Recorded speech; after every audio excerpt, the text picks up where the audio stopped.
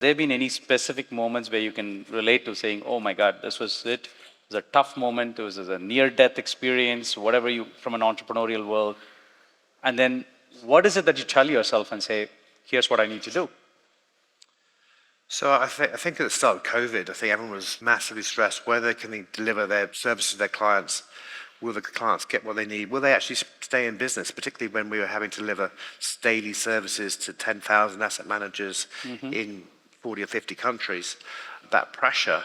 And so the first sort of 6 weeks of COVID was like, can we do it? You know, you go from the way we were communicating with clients previously to being able to be remote in a very short window. I thought, well, if my business is going to fail, it won't be because of my lack of effort. Okay. So for the March of 2020, I was in the office 4 a.m. every single day. April, 4 a.m. every day. May, 5 a.m. every day. So I knew that actually if it did go wrong, I wouldn't blame myself for lack of commitment. I think that's a good ethos, I think, for all of us to kind of at least follow, to say, whatever you need to do, just do that stuff. If it did fail, at least you know that it was not for lack of trying. So I think that's a damn good ethos. And I would imagine that's what carries you through the tough days. Yeah, it's commitment, obviously. It's grit and commitment. Grit and commitment. But I'm the first in the office every day. I send more emails than anyone else in the company every day. So How does that make your employees feel? It's like a CEO working like... I mean, Sanjay's looking pretty upset about that. But, no, it's setting the bar high, setting the pace high, and seeing who can keep up. I'm going to shift gears a little bit and talk about kind of, we touched on the top word purpose, but I'm going to kind of take it a little bit differently, right? I mean, there's, when you look at Apex, for example, I mean, you use a couple of words in your value statement, which actually struck out for me. You use words like care and respect, which is very, very unique for a financial company, in New York City, to be talking about care and respect in your values and other stuff. I'm sure those are well thought out reasons why you have those words in there. I want you to talk to me a little bit about what does that mean for you personally? I mean, of course, in an institution context, if you will. And why is it that you want 13,000 employees to think about those two words, care and respect?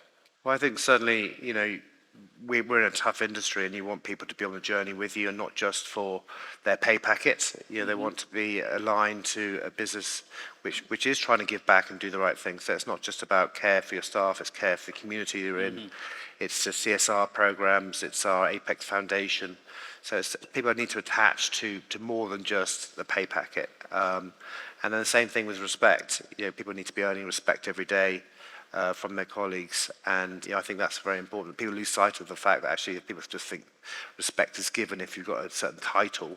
Yep. But actually, no, you've got to earn that respect and have your team members see you demonstrating that you're going further and being a good mentor and role model to them as well. So there are a couple of key things, but yeah, as we're evolving, moving forward to next year, I want the business to be thinking about, well, actually, there's 4 pillars. One is really the ethical way we run our business. Sure. 2 is how we look after our customers. 3 is how we look after our staff.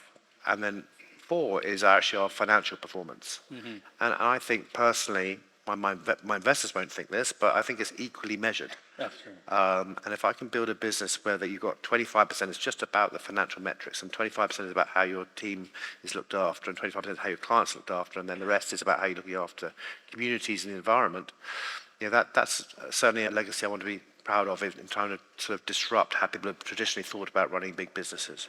Peter, in your experience, have you seen these first 3 pillars actually impact the 4th pillar of financial performance? Have you seen that actually in action do that? Yeah, of course, it does all connect. And the happier your team is, the more effort they'll put into making sure the clients are happy, and then connects to happy clients means better results.